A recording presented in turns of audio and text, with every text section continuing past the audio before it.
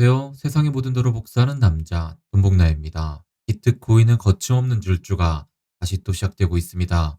과연 이 녀석 어디까지 갈까요? 오늘 영상 집중해서 잘 보시고 매매 계획 잘 세우시길 바랍니다. 비트코인은 지난 금요일 이후로 높은 거래량을 동반하며 최선 돌파에 성공했습니다. 4시간 차트로 확인해보면 하얀색 최선과 빨간색 점선이 교차하는 지점에서 한 차례 지지를 받았다는 것을 알 수 있는데요. 따라서 향후에 비트코인이 단기적으로 조정을 주더라도 하얀색 최선 또는 빨간색 점선의 지지를 받을 수 있으면 지금의 상승 추세를 계속해서 이어갈 수 있습니다. 그렇다면 비트코인이 현재 모멘텀을 잃지 않을 경우에는 어느 정도까지 상승을 예측할 수 있을까요? 일단 현재 비트코인이 작년 5월 12일에 저점을 돌파함에 따라 작년 5월 6월에 박스권에 진입했다는 것에 주목할 필요가 있습니다. 그리고 저때 무슨 일이 있었나요? 루나 붕괴 급락이 있었습니다. 그리고 또 셀시우스, 스리오르 캐피탈, 보이저 등의 기업들이 파산으로 인한 급락이 발생하기 전 기간이기도 하죠. 자, 이제 최근의 비트코인 흐름을 보겠습니다. 대형 악재로 인해 발생했던 급락들을 하나씩 극복해 나가는 과정이 있죠. 최근 1월의 상승 기간엔 여기 보이시는 FTX 붕괴 이 급락을 극복했습니다. 자, 그리고 또 이번 상승으로 뭘 극복했죠? 셀시우스 등의 회사들의 파산으로 인해 유발된 하락을 정확하게 다 극복했습니다. 자, 그럼 우리가 앞으로 기대해 볼 수 있는 건 루나의 붕괴로 인한 하락폭을 회복하던가 적어도 셀시우스 등의 급락이 발생하기 이전 행보 구간으로 비트코인이 안착하는 것인데요. 일단 파란색 박스로 표시해드린 행보 구간의 최상단부까지 비트코인이 상승하게 되는 경우 도달할 수 있는 가격은 32.3K가 됩니다. 이렇게 작년 5월, 6월 행보의 가격대가 왜 중요한지 알아봤으니 이제는 그 당시의 가격을 기준으로 피보나치를 작도해 보겠습니다. 이렇게 보시면 현재 비트코인은 가장 중요한 그린존 상단부의 지지를 바탕으로 해서 블루존을 통과하는 과정이 있다는 것을 알 수 있습니다. 그리고 제가 블루존을 힘있게 통과하는 경우는 피보나치 1.618 라인까지의 상승이 가능해진다고 말씀드렸었죠. 기억나시나요? 그런 식으로의 상승이 발생할 경우에 비트코인이 도달하게 되는 가격은 42.8K입니다. 하지만 작년 5월 31일의 고점에서 저항을 받고 되돌리는 시나리오에 대한 대응책도 미리 계획해 두실 필요가 있습니다. 이 경우 중요한 저항선은 32.4K인데요. 32.4K를 힘있게 돌파하지 못하는 경우에는 피보나치 블루존 상단부인 28.7K까지 눌림을 준다고 볼 수 있으니 참고하시고 대응 계획 세워보시길 바라겠습니다. 그리고 제가 좀 전에 최상위 시나리오에 대해서 언급드린 42.8K 부근은 다른 의미에서도 매우 중요한 위치입니다. 2021년 상승장의 최고점을 기준으로 피보나치 되돌림을 작도해보면 그린존 상단부인 피보나치 0.5 라인이 위치한 가격이 바로 42.2K라는 것을 알 수 있습니다. 즉, 이 42K 가격은 2021년 상승장 최고점과 2022년 하락장 최저점의 중간에 위치인 것인데요.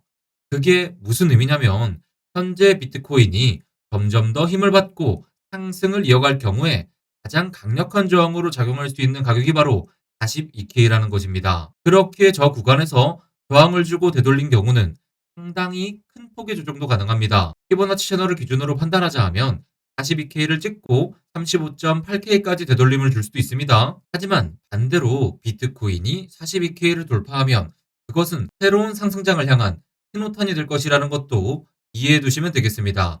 그 시점이 이번이 될지 올해 말이 될지 정확하게 알긴 어렵지만 비트코인이 작년의 저점을 갱신하지 않는 한 42K 돌파가 새로운 상승장의 가속을 알리는 신호탄이라는 점에는 변함이 없습니다. CME 선물 차트로 확인해보면 비트코인은 현재 셀시우스 등의 파산으로 인해 발생했던 갭을 채우러 가는 과정이 있다는 것을 알 수 있습니다. 이 갭의 윗부분은 28.7K인데요.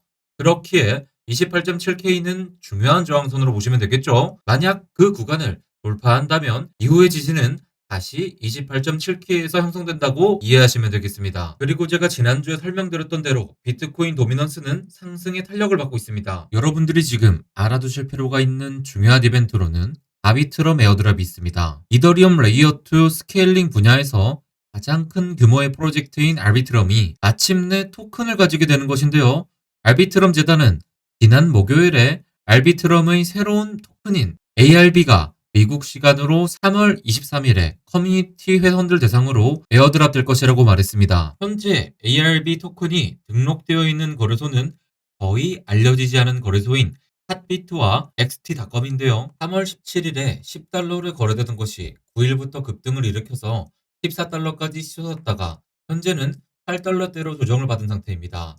ARB 토큰의 현재의 가격은 정식 출시 당일의 자산 가치를 반영하지 않을 수 있지만 일단 현재 변동성만 봐도 알비트럼 토큰에 대한 관심이 얼마나 큰지 알 수 있습니다. 암호화폐 투자 펀드 탄젠트의 투자자인 베이스는 ARB 토큰에 대해 이런 평가를 내렸습니다. 알비트럼이 10달러에 거래된다면 알비트럼의 완전 희석 시총은 1000억 달러가 되는데 그러면 알비트럼의 가치는 이더리움 다음으로 3위가 된다.